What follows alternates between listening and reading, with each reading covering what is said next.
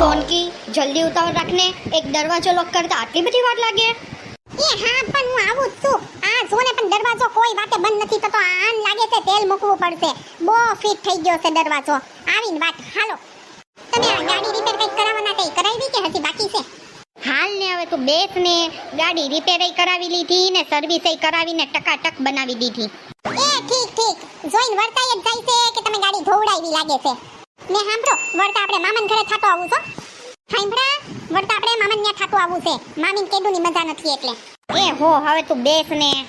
ને આમ સાંભળો, હળવે ચલાવજો. ફસાડતા નહીં હો મને. હું થયું? ગાડી કાં ઊભી રાખી? એ ઊભી રે, કોકનો ફોન આવ્યો લાગે. હાલો, હા બોલ બેન. હા બોલ ને, હું તાર ભાભી બેય છે. હા ના, અમે બહાર જ જતા હતા ત્યાં તારો ફોન આવ્યો. ના તું આવતી હોય તો અમે ઘરે જ રહી છે. હા તે આવશો? હા તે સારું, તો અમે ક્યાંય જતા નથી. એ હો સારું આવું. એ કોણ આવે છે? એ મોટી બેન ને જમાઈ બે આવે છે. એ તમારી બેન તો બેડીએ ઊભી જોઈ આવીને. એ બેન ને પટેલ બે આવે છે ખોટી રાયડું પાડમાં. તઈ આપણે જવાનું હતું ઈ? હવે ઈ પછી જાવું, પણ હવે એમાં શું છે? એ કોક દી ક્યાંક વરસને વચલે દિવસે જવાનો વારો આવે ને એમાંય કોકનું કોક ગુડાણું જ હોય. એ હવે આવું તું તારું બોલવાનું બધું એ લોકોની સામે ચાલુ નો રાખતી, ભૂંડી લાગીશ. એમાં કઈ ચોરી છે? એને ખબર પડવી જોઈએ કે આ લોકો ક્યાંક જતા હતા ને અમારી હાટુ થઈને રોકાઈ ગયા. એ ઘરે કોક આવે તો એને હારો એવો મીઠો એવો આવકારો દેવાનો હોય કે બીજી વાર કોક આવે આપણી ન્યા. હા આવું નો કાઈ કરવાનું હોય. આવકારા દેવાના હોય દીધો આવકારો હવે. મારે આજે ઓલું બેંકમાં ખાતું ખોલાવાનું હતું, એ રહી ગયું. કાઈ વાંધો નહીં, હવે પરમદી વાત. ખાતા બાતા તમારા હવે ખોલાઈ રહ્યા. હા પણ હાવ આવું આડું ને આડું હું બોલ કરતી હોય. તમારા હગા વાહે પડી ગયા છે ને એટલે તમારા ખાતા બાતા હવે ખોલાઈ રહ્યા.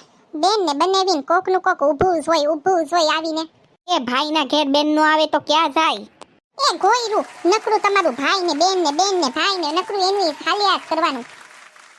બેન ને બનેવી હવે આવે છે લ્યો. કોકનું કોક ઊભા જ હોય, નકરા ઊભા જ હોય. ઘડીક થઈ કે બેન આવી, ઘડીક થઈ કે બનેવી આવ્યો. કોક ને કોક ઊભું જ હોય. હાવ પણ 12મે મહિને 12 કેક. એ ભાઈ ભાભી એ આય વાય બેન આય અહીંયા બે. અને બનેવી તમે આવો અહીંયા બેહો. એ આવો. કેમ ભાણિયોને કા ભેગા નો લેતા આવ્યા? એ ભાભી ક્યાંક જાય ને ત્યાં બહુ બધે તોફાન કરે ને અમને શાંતિથી બેહવાય નો દે, એટલે અમે એને ઘરે મુકતા આવ્યા. ત્યાં બાન બાપુજી છે ને હાસવશે એને. લે ભાણિયો તો મામનને તોફાન કરે ને છોકરાઓ તોફાન નો કરે તો હું એ છોકરાના બાપા તોફાન કરે?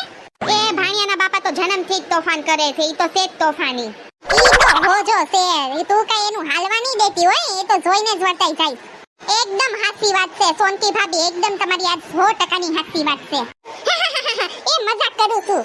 લ્યો પાણી ભરતી આવું. હું ભાઈ બાકી બોલ બીજું હું હાલે? બસ આમનેમ હાલ્યા કરે, બીજું હું હોય? આ લ્યો પાણી લ્યો. મારા હાહુન બે હુમલા આવી ગયા તો એને કાઈ ન થયું.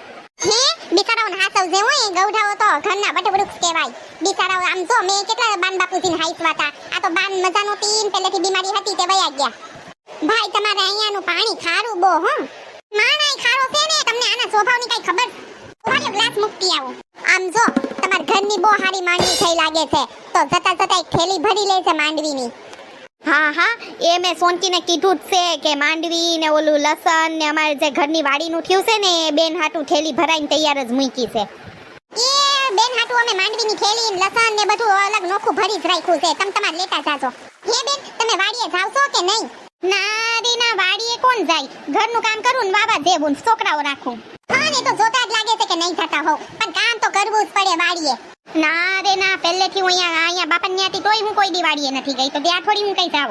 આમ થાક બાન બાપુજી કહેતા હતા અમારે 60 વીઘા હોય ન્યા ડેરી છે. આ 60 ની જગ્યાએ તમને 70 વીઘાની જમીન વાળું ઘર મળ્યું તોય તમે ક્યારેક જાવું પડે. આ હું નથી જાતી. એ કોઈ દી અહીંયા હતી તોય નથી ગઈ, તો ત્યાં હું જવાની? અમને અમારા બા બાપુજીએ હારું એવું ઘર ગોતી દીધું છે એટલે. હે તમાર વાડીએ તમે માંડવી કે લહણ કે ડુંગળી મરચા એવું કાઈ તમે વાવતા નથી? ના હો, ખાલી કપાસ, બીજું કાઈ નહીં. એ 60 વીઘા જમીન લઈને બેઠા હોવ ને ગામમાં થેલી લઈને માંગવા નીકળવું પડે કે અમને માંડવી દ્યો ને લહણ દ્યો ને ડુંગળી દ્યો. ઈ નો શોભા કરે કાઈક આપણા ઘર પૂરતું વવાય. ને હું કહું તમે રોકાવાના હશો ને? હા ભાભી અમે અઠવાડિયું રોકાવાની ગણતરીએ જ આવ્યા છીએ. એ રોકાવ ને તમારા એ બાપાનું જ ઘર છે. તમે અઠવાડિયું નહીં 10-15 દી રોકાવ ને એમાં મારે હું, પણ તમને ખબર છે ને તમારા છો હા તમારા બાન બાપુજી છે રાખવા વાળા એટલે અમારે ક્યાં ઉપાધિ છે અરે મજાક કરે છે, એ લોકો નો રોકાય. લે તઈ રોકાઈ તો મારે શું વાંધો છે આ તો એના બાપાનું ઘર છે હું થોડી કઈ મારા બાપાના ઘરેથી આ ઘર ભેગું લઈને આવી છું હારું લ્યો, તમે લોકો બેહો અને જમીને નિરાતે જજો, તો હું એક મંદિર આટો મારતો આવું. હે ભાઈલા તું હજી મંદિરે જાશો હા હો, મંદિરે તો આપણે નાનપણથી તે અટાણ સુધી એક દિવસે આપણે ચૂક્યા નથી મંદિરે જવા હાટું થઈ.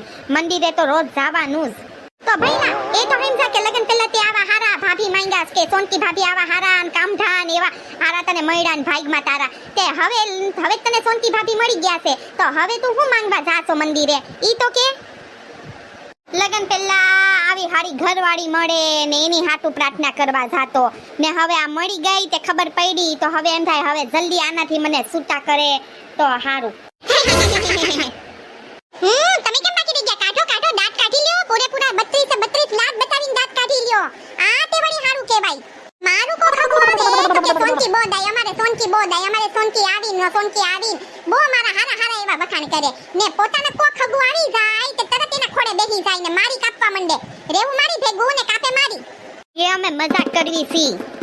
ના ના તમે ભાઈ ને બેન ને બધાય છે ને હંધાઈ મળીને ભેગા થઈને 32 દાંત જેટલા દાંત હોય ને એટલા ધરાઈને તમે લોકો દાંત કાઢી જ લ્યો તમારા કોક ભાઈ ને માસી ને મામા ને કોઈ આવે એટલે મારી કોઈ વેલ્યુ જ નહીં તો થાવ જ ને હાલો હું તમને આજે છૂટા કરીને બતાવું કેમ છૂટું થવાય છે આજ તો હું બાકી જતી જ રહેવાની છું રહેવાની જ નથી અને તું અહીંયા બેઠી છે ને દાંત કાઢશો હાલ તું હાલતી થા અહીંયાથી ભાભી અમે મજાક મસ્તી કરવી છી, અમે નથી એમ હાથ સુકલા કેતા. હા તે વળી છૂટું થાવું છે લ્યો હું તો આ હાલી જોયું ને તાર ભાભીનો સ્વભાવ જ આવો છે, કાઈ મજાક મસ્તી કાઈ થાય નહીં, થોડું કઈ કાઈ એને કહેવાનું નહીં.